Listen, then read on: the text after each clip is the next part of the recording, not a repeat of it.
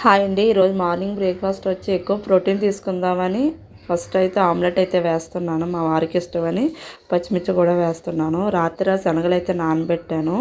ఇవి శుభ్రం కడిగేసి కొద్దిగా సాల్ట్ వేసి పొయ్యి మీద అయితే ఉడికిస్తున్నానండి. ఇవి తాలింపు పెడతాను.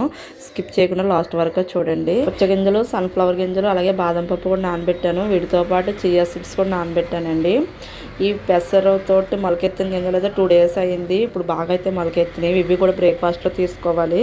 హై ప్రోటీన్ తీసుకుంటే కొద్దిగా కార్బోహైడ్రేట్ తగ్గిద్దామని ఇలా ప్లాన్ చేసుకున్నాము.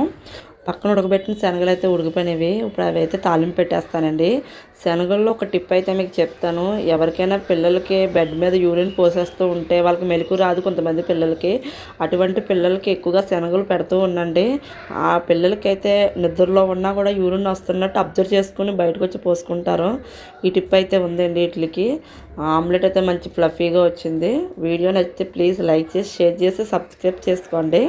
వీడియోలు ఫాలో అవుతూ ఉండండి.